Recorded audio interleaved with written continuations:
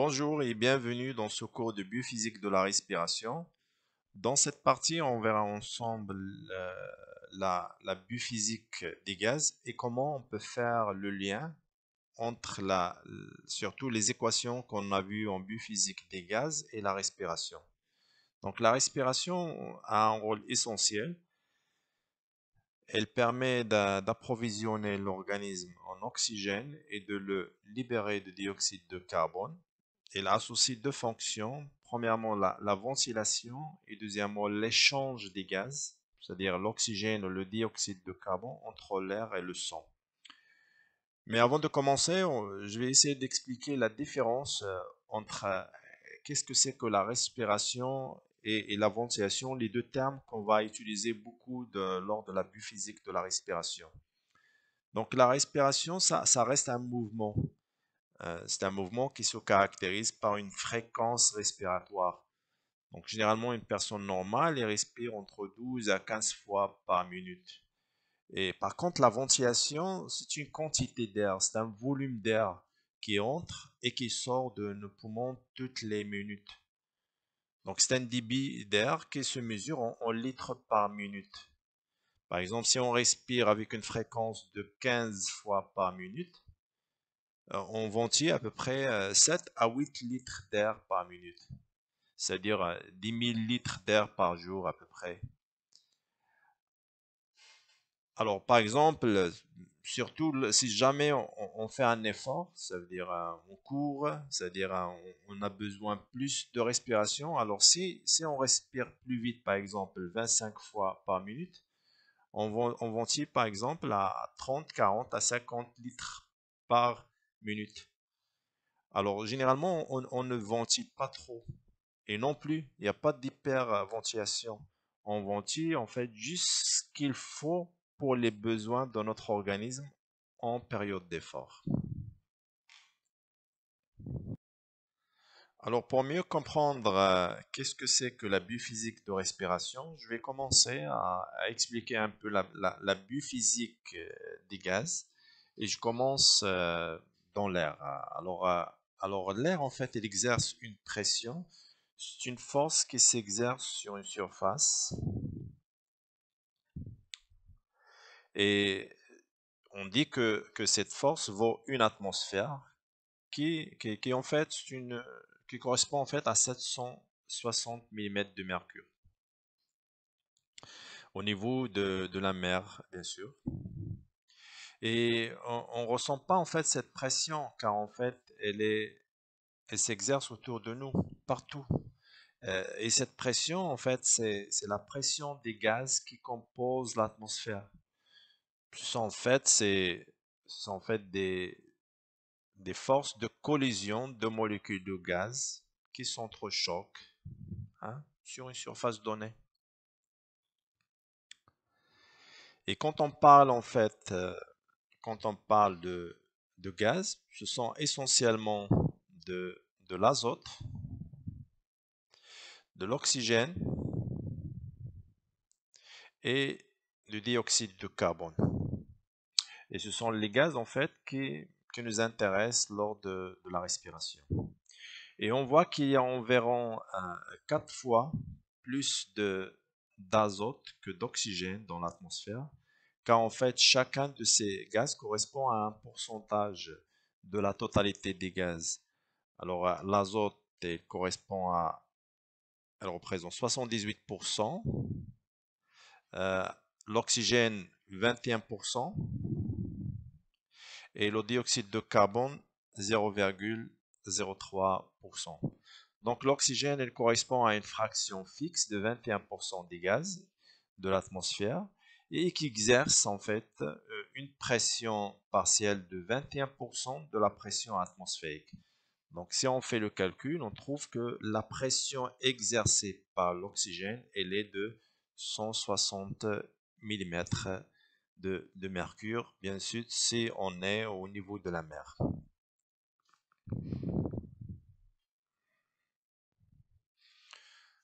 Alors on reste toujours dans l'air, mais on monte, disons, en altitude.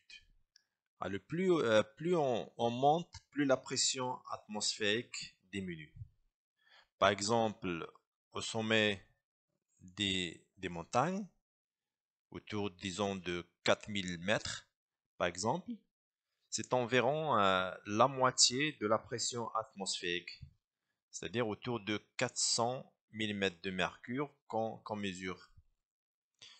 Et à la hauteur où les avions, par exemple, volent, à environ 10 km de haut, la pression atmosphérique est autour de 201 millimètres de mercure. Donc la pression elle diminue en altitude, car l'air, bien sûr, de l'atmosphère se dilue dans un volume plus haut, hein, en plus grand. Donc il y a une altitude beaucoup moins, donc en altitude il y a beaucoup moins de molécules pour exercer une pression, car ces molécules sont en fait diluées et sont diluées dans un espace plus grand. Et bien sûr, selon la loi de Robert Boyle, c'est-à-dire que la pression, on dit que la pression fois le volume est sur constante, c'est en fait la loi des gaz parfaits. Et donc, au niveau, par exemple, d'un avion, ben, à l'intérieur d'un avion qui vole, par exemple, à 10 km de haut, donc il faut créer une pression plus élevée qui permettent en fait de respirer comme si on était au sol. On appelle cela en fait pressuriser l'habitacle de l'avion. Mais attention, hein, si la pression diminue en altitude, la fraction d'oxygène ne change pas. C'est-à-dire elle reste 21%. Au niveau des alvéoles, la pression atmosphérique de l'oxygène, il change. On dit généralement qu'elle est autour d'une valeur de 100 à 105 millimètres de mercure. C'est-à-dire une valeur qui est plus bas que la pression partielle de l'oxygène dans l'air. Et ceci, en fait, elle est due à trois raisons. Alors, il est vrai que dans l'air atmosphérique, l'humidité de l'air peut largement varier. Cependant, dans les poumons et dans les alvéoles, ce n'est plus le cas. En effet, lorsque l'air rentre dans les poumons, il va s'enrichir en vapeur d'eau jusqu'à saturation. De plus, sa température, il va atteindre 37 degrés Celsius. Ainsi, quelle que soit l'humidité à l'intérieur de l'alvéole et la température de l'air inspiré, l'air alvéolaire elle comportera une pression partielle en eau égale à 47 mm de mercure qui correspond à la saturation en vapeur d'eau. Donc, pour calculer la pression partielle de l'oxygène suite à la présence de cette pression partielle de l'eau, donc on fait le calcul suivant, c'est-à-dire on prend la différence entre la pression atmosphérique et la pression qui correspond à la saturation en vapeur d'eau. Et on trouve que la valeur de la pression partielle de l'oxygène alvéolaire due à le fait que l'atmosphère des alvéoles est humide, donc on trouve une valeur de 150 millimètres de mercure. Pour en fait, la deuxième raison, c'est que en fait, la quantité de CO2 dans l'air atmosphérique est autour de 0,03%. C'est-à-dire qu'elle est négligeable dans l'air. Alors que dans les alvéoles, elle est non négligeable. Euh, il est autour en fait de 40, elle est autour de 40 millimètres de mercure, soit environ 5% de la pression atmosphérique dans les alvéoles.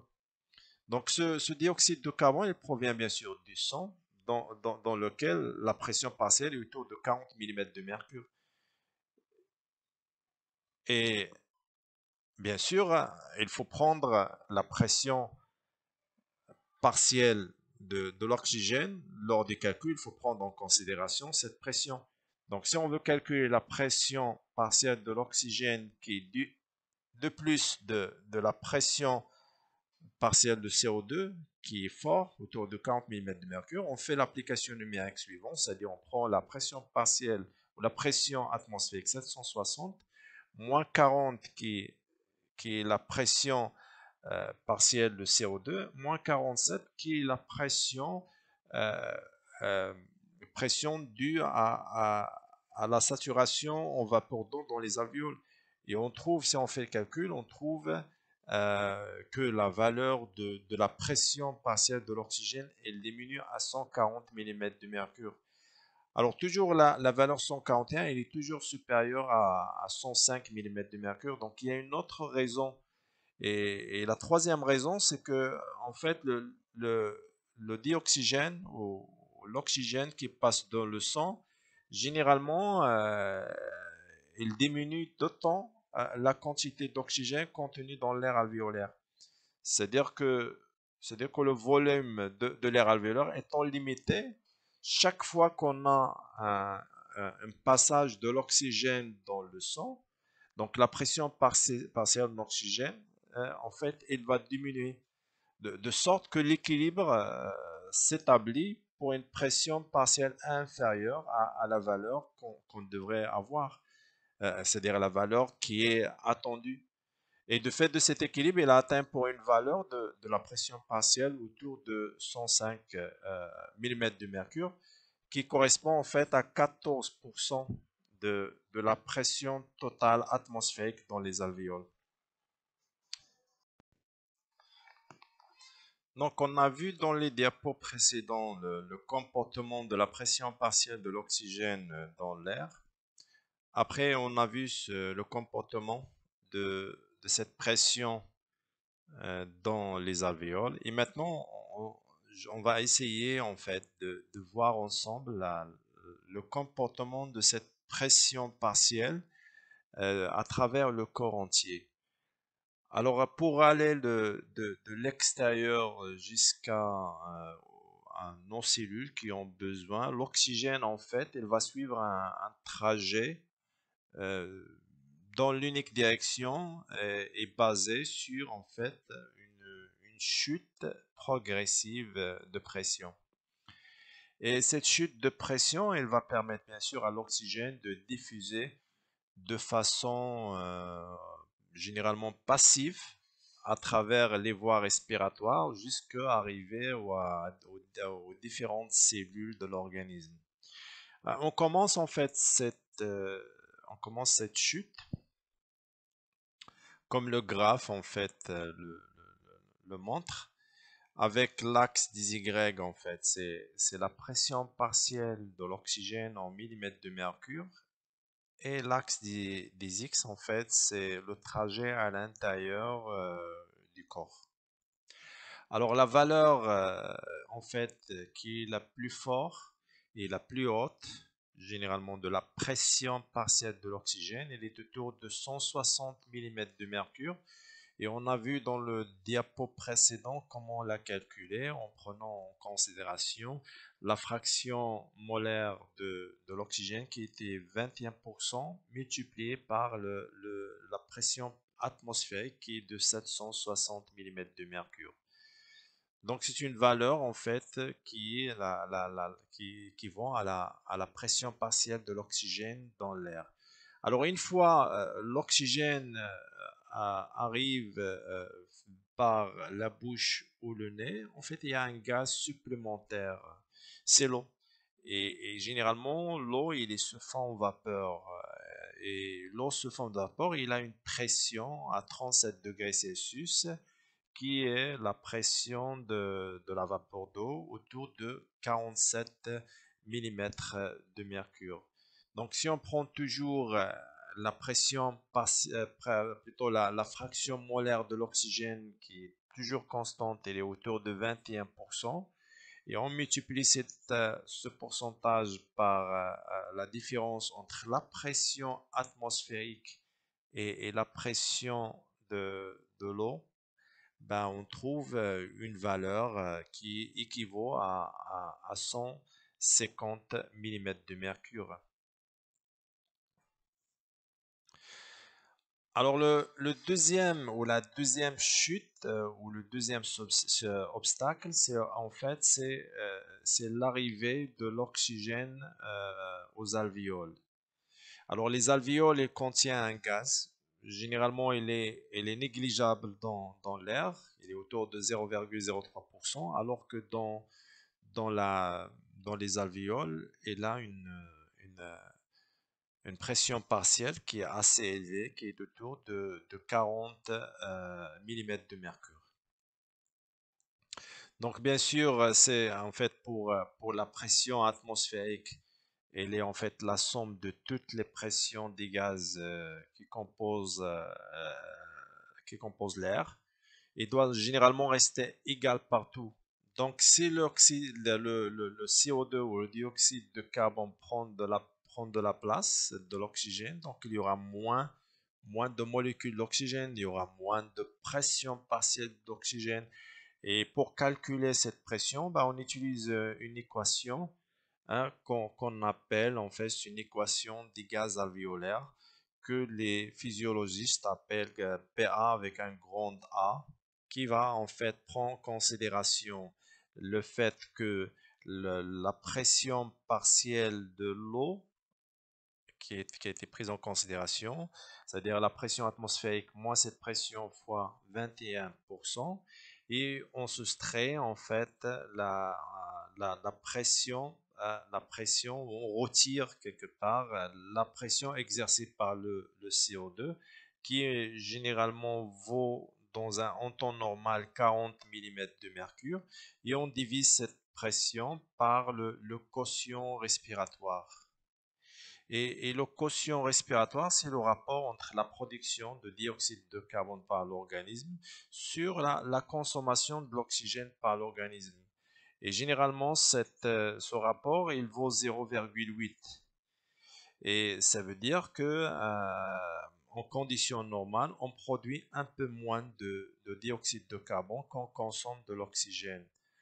Et bien sûr, on fait sortir des poumons un peu moins de CO2 qu'on fait rentrer de l'oxygène. Donc, il faut un facteur de correction qui prend en considération en fait la quantité de CO2 éjectée à l'extérieur du corps et la consommation de l'oxygène qui rentre à l'intérieur des alvéoles.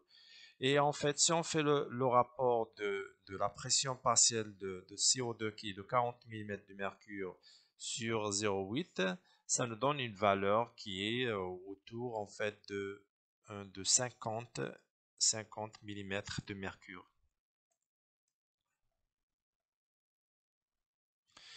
Et bien sûr, si on fait le calcul, bah, la pression partielle avec un grand A de l'oxygène, il donne une valeur qui est autour de 100 millimètres de mercure. Et c'est la valeur généralement qu'on trouve qui est la pression partielle de l'oxygène dans les alvéoles.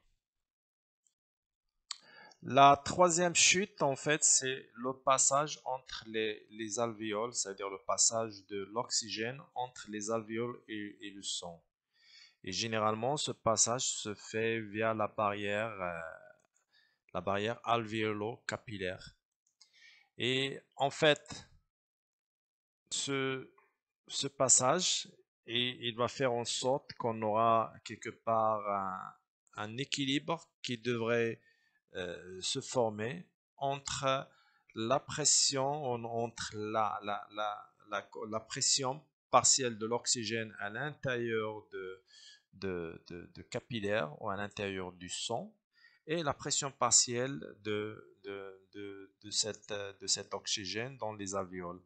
Alors, on a vu que la pression partielle grande A dans les alvéoles elle est autour de 100 millimètres de mercure et la pression partielle en fait à l'intérieur du sang, un P petit a, et généralement il devrait s'équilibrer, hein, qui devrait avoir une valeur autour de 100 millimètres de mercure. Or, il se peut que certains alvéoles ventillent peu ou ventillent mal, tout comme il est possible que certains capillaires sanguins, donc ils perfusent peu ou perfusent mal. Donc, on dit que les rapports entre la ventilation et la perfusion pulmonaire ne sont pas parfaits chez quelqu'un en bonne santé. Et donc, au final, il y aura un gradient, une différence entre la pression grande A et la pression petite a. Et en fait, ce gradient, il fait en sorte que la pression, il va baisser autour de quelque part, autour de 90 millimètres de mercure. Et bien sûr, il faut noter que la pression grande A, on peut la calculer en utilisant cette équation. Par contre, la pression petite a, généralement, on la mesure à l'aide d'un test qu'on appelle la gazométrie.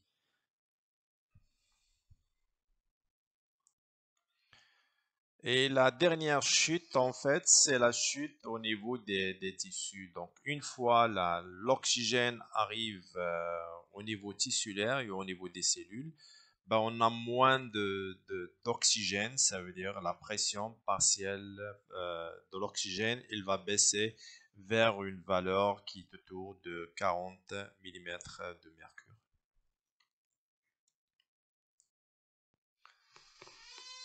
Alors, en conclusion, en fait, le mouvement de l'oxygène à travers le corps, et en fait, il avance de l'extérieur jusque cellules par un jeu de chute progressive de pression.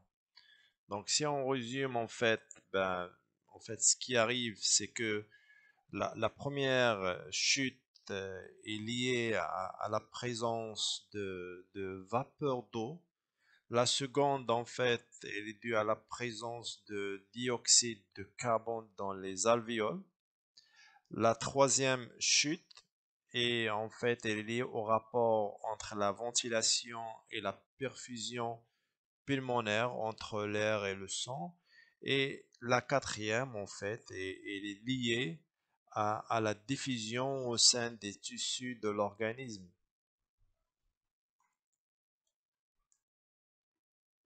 Et donc finalement, après toutes ces baisses ou ces chutes progressives, l'oxygène qui n'a pas été utilisé par les tissus et les cellules revient par les veins jusqu'aux poumons et encore une autre descente ou d'autres chutes qui vont avoir lieu au fur et à mesure. C'est en fait c'est un type de mouvement qui est circulaire. Alors, en ce qui concerne la diffusion des gaz dans le sang, un gaz, en fait, il diffuse toujours d'une zone de pression partielle élevée vers une zone de pression partielle plus basse, jusqu'à ce qu'on a un équilibre soit atteint entre les deux milieux ou les deux points ou les deux zones. Par exemple, lorsqu'on a un milieu qui contient, par exemple, des molécules de l'oxygène. Disons qu'au point A, on a la pression partielle de l'oxygène et est plus forte, et dans l'endroit B, on a la pression partielle de même molécule qui est la pression partielle de l'oxygène est plus faible. Donc là, le gaz qui est l'oxygène, il va diffuser de l'endroit où la pression est plus élevée, de A, vers l'endroit où la pression est plus bas, qui est B. Donc, toujours entre parenthèses, lorsqu'on parle de gaz, on utilise la pression partielle de ce gaz. Et lorsqu'on a un liquide, on utilise les concentrations. Alors, dans le cas où on a deux gaz, par exemple, on a de l'oxygène et de dioxyde de carbone. Alors, dans ce cas-là, dans chaque gaz, il va se comporter de façon indépendante. C'est-à-dire pour le gaz, l'oxygène par exemple, il va diffuser de la zone A vers la zone B et le dioxyde de carbone qui est dans B, qui a la pression partielle plus élevée à B, il va diffuser de B vers A. Pour appliquer ce qu'on a vu sur les lois de la biophysique des gaz, et surtout les lois des gaz parfaits, et toujours à l'intérieur du corps humain, on utilise toujours, on applique toujours la loi des gaz parfaits parce qu'à faible pression, la loi des gaz parfaits nous donne des bons résultats, des bonnes assimilations, si on veut, du comportement du gaz. Alors toujours pour un corps humain, le gaz il est idéal parce qu'il a faible pression. Alors pour appliquer les lois qu'on a vues, surtout les lois des gaz parfaits et la diffusion des gaz dans le sang, hein, pour appliquer tout ça, on verra ensemble comment en fait l'air rentre dans les alvéoles pour assurer la respiration. Alors une notion à savoir, c'est que premièrement, on a un muscle qu'on appelle un muscle diaphragmatique et c'est un muscle qui est plat qui sépare notre thoracique, notre cage thoracique de la cavité abdominale. Elle est située en fait là. Et en fait, en fait, c'est un muscle qui a la caractéristique de se fatiguer très peu. Et il travaille toujours en permanence et de manière automatique. La pression à l'intérieur du poumon à l'équilibre, elle est égale à la pression à l'extérieur. Bien sûr, si on suppose que tous les poumons, en fait, ils forment une sorte un grand alvéole. Et bien sûr, on a, bien sûr, à l'intérieur, on a une pression donnée et à l'extérieur, une pression qui est pression de l'air atmosphérique. Donc, il n'y a pas de déséquilibre entre les deux pressions. Généralement, ils sont pareils à l'équilibre. Lorsque on inspire, généralement, le diagramme va se contracter et pousser les viscères vers le bas. Et donc, il va y avoir plus d'espace à l'intérieur de la cage thoracique. Et bien sûr, et c'est d'ailleurs va commencer à avoir un diamètre qui va grandir et qui va donc offrir plus d'espace à l'intérieur de la cage thoracique. Or, nous savons d'après la loi de Boyle-Mariotte qui donne en fait que la pression fois le volume nous donne une constante. C'est-à-dire que lorsque le volume augmente, la pression de l'air diminue. Et lorsque le volume diminue, la pression de l'air augmente. Et donc, par conséquent, on va avoir au niveau des poumons, on va avoir une diminution de la pression. Et bien sûr, toujours selon la loi de Boyle-Mariotte, en fait, lors de l'expiration, ben, en fait, c'est l'inverse qui se passe. C'est-à-dire que le diaphragme il va pousser vers le haut et, et cette façon de repousser, en fait, elle va réduire le volume des poumons. Et bien sûr, en réduisant le volume des poumons, elle augmente la pression. Et bien sûr, si la pression augmente, elle expulse l'air à l'extérieur. Alors, pour résumer tout ce qu'on a vu dans ce diapo, donc une fois en fait le, l'air frais qui a une pression, comme on a déjà vu, autour de 160 mm de mercure et la pression partielle de CO2 elle est autour de 0,3 mm de mercure. Une fois on inspire de l'air, l'air passe dans les alvéoles et à partir des explications que j'ai déjà expliquées dans les diapos précédents, donc on aura une pression partielle de l'oxygène autour de 105 mm de mercure et une pression partielle de dioxyde de carbone autour de 40 mm de mercure. Alors, vu le fait que le contact entre l'alvéole et les capillaires pulmonaires se fait par des diffusions qui sont passives. Et vu le fait que l'oxygène arrive vers les capillaires pulmonaires avec une pression partielle autour de 40 mm de mercure et la pression partielle de dioxyde de carbone autour de 45 mm de mercure, ben une sorte de diffusion de diffusion qui va avoir lieu.